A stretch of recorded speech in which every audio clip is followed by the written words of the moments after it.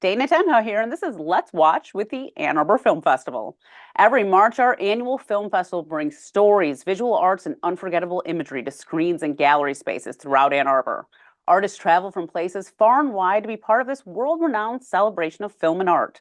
Joining me is Adam Sekuler, visual artist, sharing the film Really Good Friends at the 2024 Ann Arbor Film Festival. Welcome to the show, Adam. Thank you so much, Dana. I'm excited to be here. Awesome. Well, I'd like to know a little bit about you. Why don't you tell me about your background, schooling, and what led you to being a visual artist? Sure. So I grew up in New Jersey, and then went to school at the University of Minnesota where I studied film, and worked for a number of years as a film curator with some organizations there, bringing filmmakers, much like the Ann Arbor Film Festival, bringing filmmakers into the Twin Cities. And then moved out to Seattle, where I was the program director for an organization called Northwest Film Forum. I also was doing a lot of that kind of work, bringing filmmakers, supporting filmmakers. Went back to grad school in Colorado at the University of Colorado, focused my energies much more into my own filmmaking practice. And since then, I've been making mostly documentary work, but occasionally some experimental films. So, what led you to wanting to make documentary films? What attracted you to that genre? Yeah, actually, so I purchased a camera sometime in the but probably before 2010, and took it down to a neighborhood in Seattle called the International District and just started setting it up and filming kind of tableau images of the neighborhood. And when I got home, I was deeply moved by what I was experiencing on in those images and thought, okay, maybe I finally stumbled into the area of filmmaking that feels natural to me. Like it was suddenly a natural language that I was speaking, where I had dabbled in commercial film production, making TV commercials, and I had also dabbled in some narrative filmmaking, and none of that really felt as if it was my mother tongue. And documentary, once I started it, it really started to feel that way. Yeah, that's pretty cool. And I also think like over the years, like I feel like in the past, like people sort of had this like documentaries are they can be like a little boring. But I don't think like in like 2024 or even like the last like 15 to 20 years, documentaries are so good. Like you can just get wrapped up and I think there's something really special about documentaries that when you are, you've watched one and it's really, really good and then you can't stop thinking about it and you can't stop talking about it to people and then like even sometimes you go even deeper and you're like doing more research on it because you're like is there more. Yeah, I mean, 100%, it's absolutely true. I mean, I often feel as if in some ways documentaries are a way for me to immerse myself into a world uh, that I wasn't a part of before. Become friends with people I wasn't a part of who weren't in my life previous. And the film almost becomes a mechanism to enter into those spaces and learn a little bit about them and make friends in those communities. Yeah, and there's really a vulnerability to the people that are in the documentary to be able to share the stories that they're sharing. Yeah, 100%. I mean, there's a lot of trust that's involved in documentary. The people who you're filming with and you have to really build this kind of social rapport with each other in order to for them to feel comfortable to reveal their lives in a way that feels as authentic as they're living it. How do you come up with like the subjects of your documentary? Is it by the people you meet? Is it just stuff you're interested in? Yeah, so the film that's screening in Ann Arbor, for instance, the woman who's featured in it, she approached me. She's a friend of my aunt's. She attended a screening of another film I made, and after that screening, she said, "Maybe you want to make a film about my community." And I said, "What's your community, Mary?" And she said, she turned to my aunt and said, "Does he know about me?" I don't know if we want to get into the subject of the film yet, but it was like yeah, an area that I did not expect her to say, and initially I told her no, like I'm not interested in making this film. But we had dinner for a couple hours together, and I was really charmed by her and kind of moved by some stories she shared with me. And I told her, you know what, Mary, maybe I'll make a film with you and your community will be in the film, but the film will be about you. And she said, great, let's do it.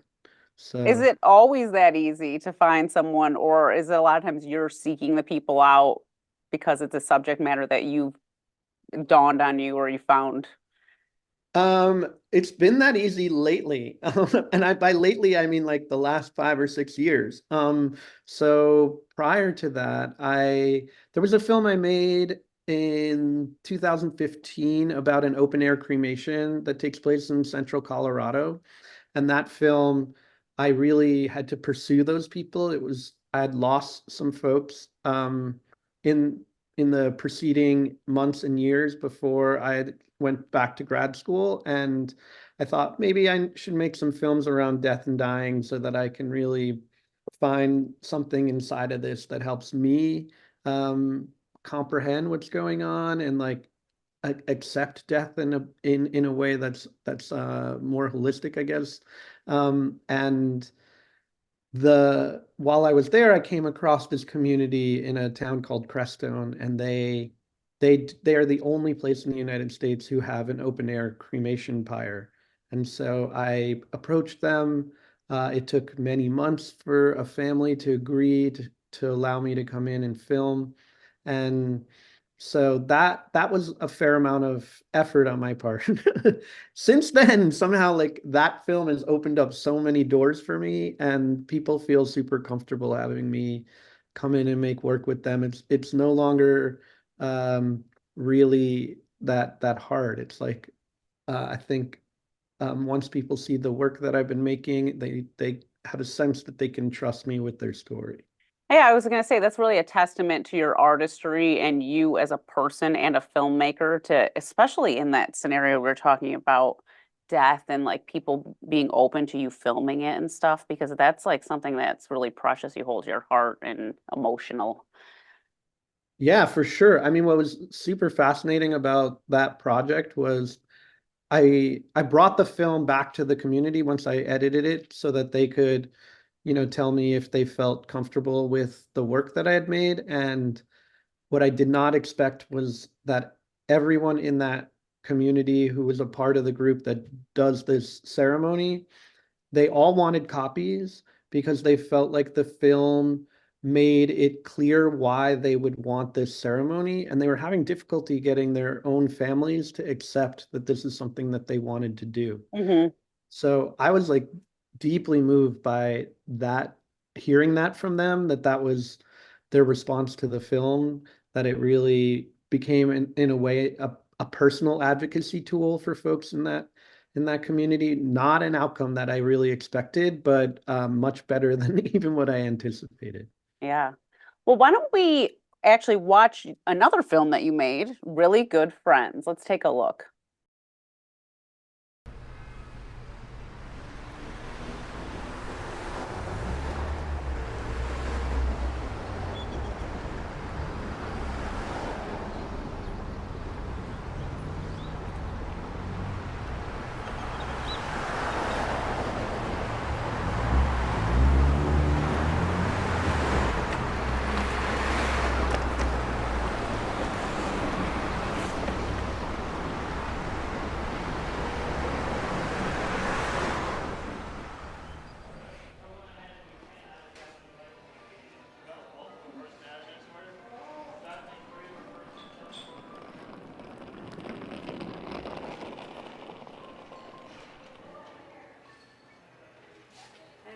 Hi, how are you? How are you? What can I do for you? I have a reservation under Mary Phillips. All right. Welcome, Miss Phyllis. Thank you. You're welcome.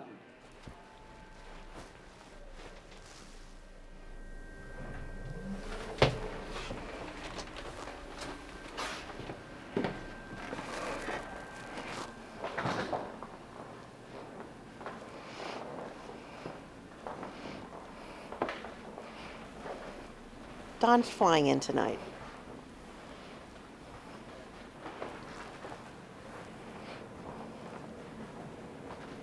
Don is a man I got to know about 8 years ago.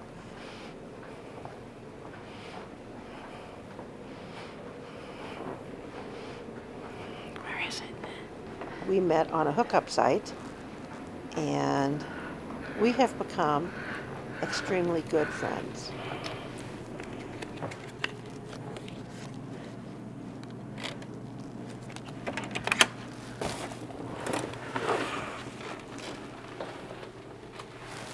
For a long time, I didn't know his name.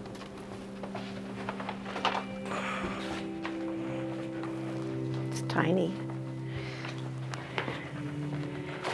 And I called him sir before I knew what his name was.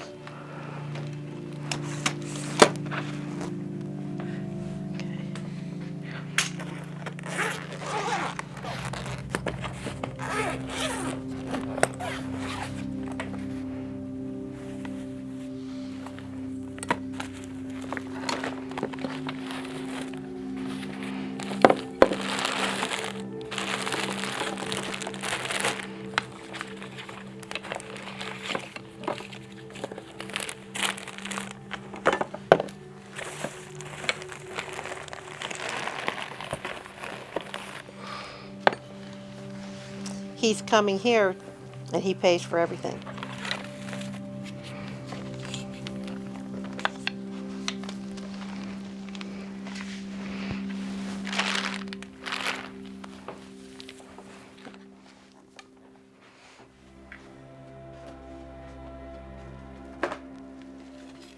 We meet at a hotel because Don is married.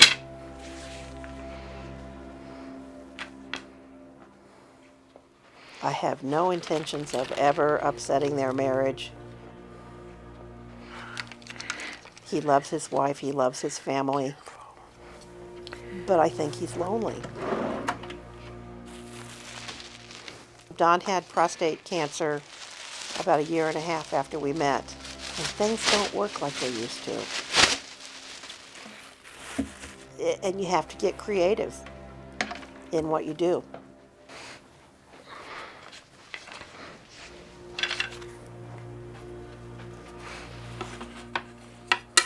Don has some sexual proclivities that I know how to meet.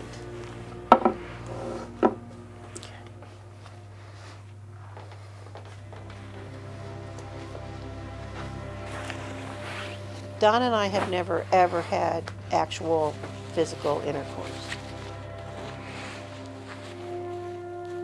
It started off as a dom-sub relationship, and I was the submissive and he was the dominant, but I think he played that game because what he really, really wanted was for me to be dominant, and he sort of taught me how to do that. I, as the person who knew nothing, became the person who knew more. Okay.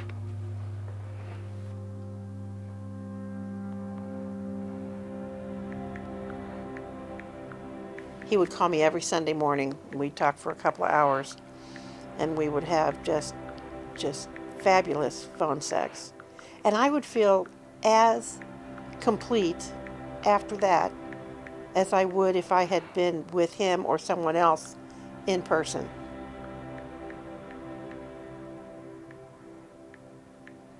They say sex is all in the mind.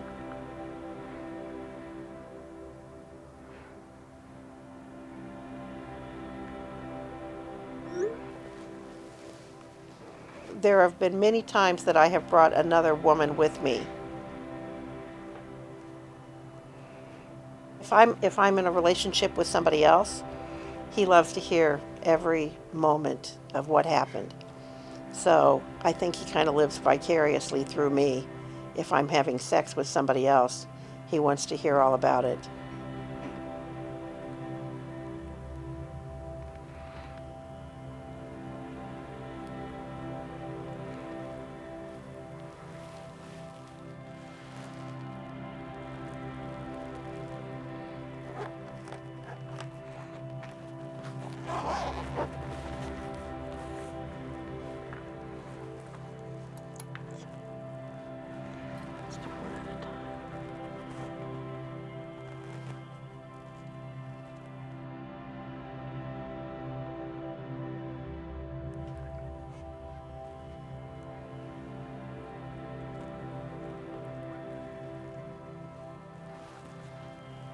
8 years is a long time to know somebody.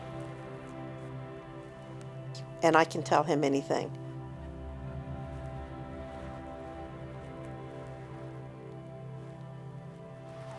Sometimes I wonder if it's not like a daddy thing.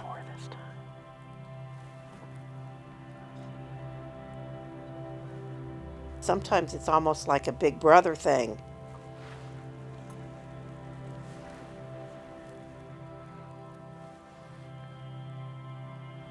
I love it, you know.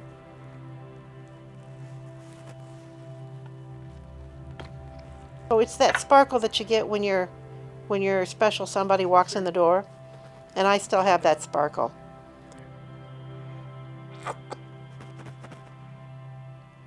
We're we're best friends.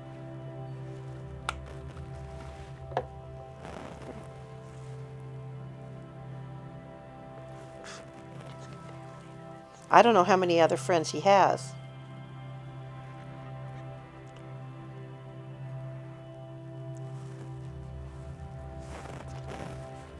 In the romantic sense of who you'd want to have as a lover or a boyfriend, you want somebody who's going to be the oak tree sometimes. I mean, I'm a very independent, strong woman, but sometimes you want somebody to lean against and to protect you.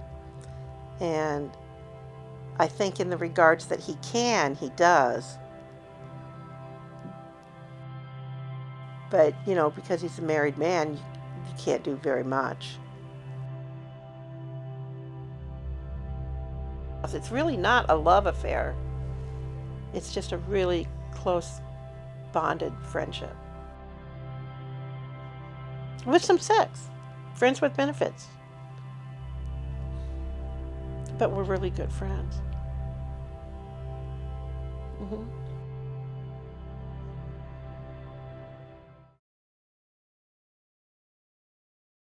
We're back with Adam Sekuler. Adam, you sort of teased really good friends a little bit ago, but tell us a little bit about the film. And you talked about that the woman in the film kind of gave you the idea for the film, but how does the film evolve into the piece it is?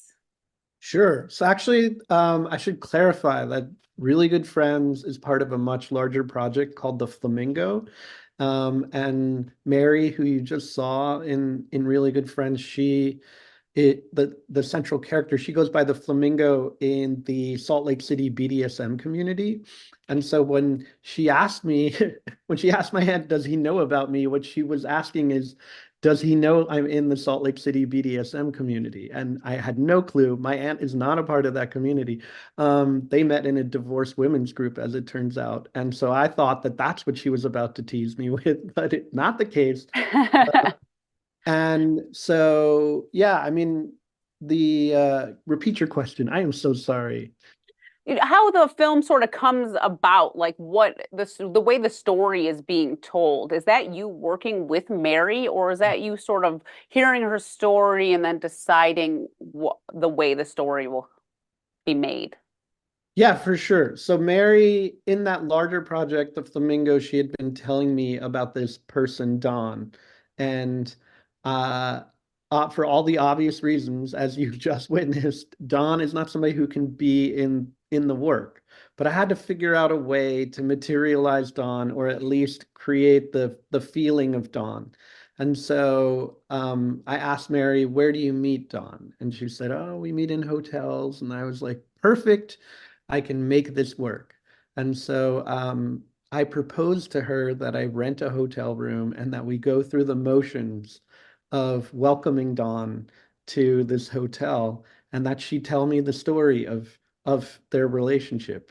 So that's really how the Really Good Friends came about. And as I said, it's actually it's a scene that if you end up seeing the feature at some point, you'll see that played out almost exactly as it is experienced in the short. When I finished the scene, I realized, oh my God, this works on its own.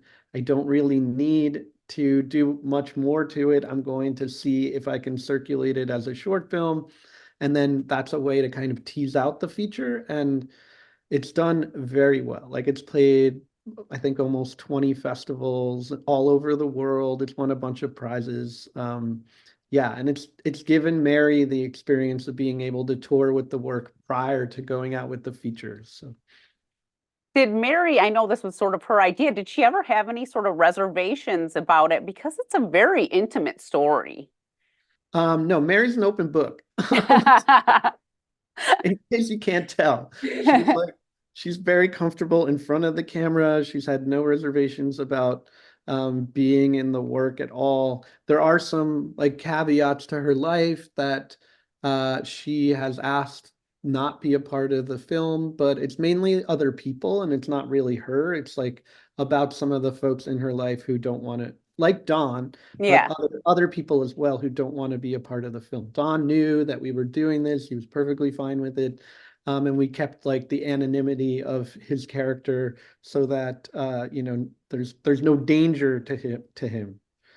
I I should say, actually, unfortunately, Don recently passed away, and oh, yeah, it's kind of sad. And Mary went through a period of mourning, and is still in some ways mourning his loss because he well, was a you very, send condolences to Mary on the passing of Don. I will, absolutely. I mean, really, Don is a part of the film. You Yeah, don't have to meet him, but he feels like he's such a part of the film and he's such a character, and you just want to know more. She's telling you about Don, and you're like, oh, tell me more, please. yeah.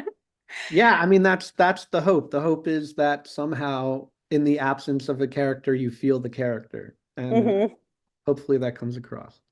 So the full length is done. Is it? Can you Yeah, watch it somewhere? Or are the ways to watch it?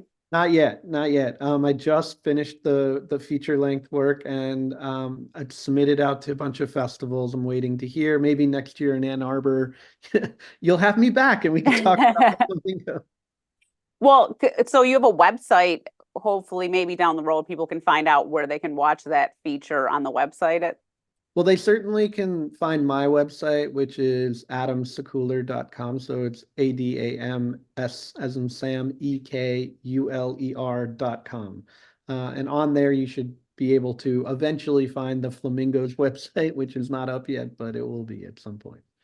You know, the interesting thing about this film, it made me think about, first of all, people think it's like taboo when older people, senior citizens, have sex or like talk about sex and stuff. But as Right? someone that's middle-aged at this point in my life, I'm like, I hope I can still have sex when I'm a senior citizen. Yeah, absolutely. I totally agree. It was one of the, but more than that, there's like this way that Mary in her sexuality is so caring, and that's the thing that really touched me and made me want to make a film with her. Was that it's really while what she's up to is certainly taboo, and it's like a lot of people would not engage in these in the lifestyle that she's living. They definitely her way of engaging in it to me just feels so beautiful and caring that that's what I was attracted to. That's what I'm interested in her story. Yeah, I like that Mary breaks the stigma of like, oh, old people shouldn't have sex or like it's not cool or something, which it's like it is cool. She's probably better than all of us.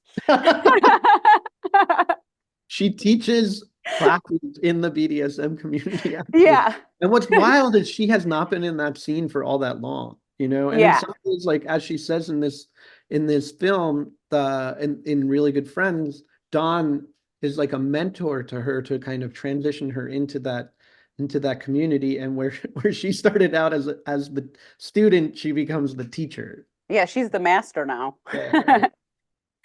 Well, we're just about out of time. I know this is pretty quick, but why don't you just tell people why they should support film festivals like the Ann Arbor Film Festival as a filmmaker, as a viewer, or just a lover of art?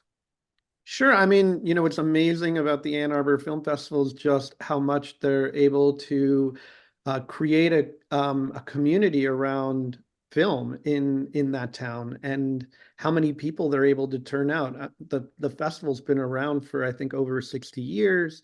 It's the oldest experimental film festival in the country. It is an incredible it creates an incredible community for this really condensed period of time. And that kind of energy is really hard to generate almost anywhere in our society at this particular time. So why not do it around something like cinema? And I'm really excited to be a part of this year's program. Well, congrats. And I hope that you get all the film festivals for the Flamingo and beyond. And I Thank want you. to thank you for being a guest on the show. Yeah, thank you so much. I really appreciate it, Dana. It's been a real pleasure. To watch this and other CTN series, visit youtube.com/CTN Ann Arbor. And remember to like, subscribe, and share. I'm Dana Denha for Let's Watch with the Ann Arbor Film Festival.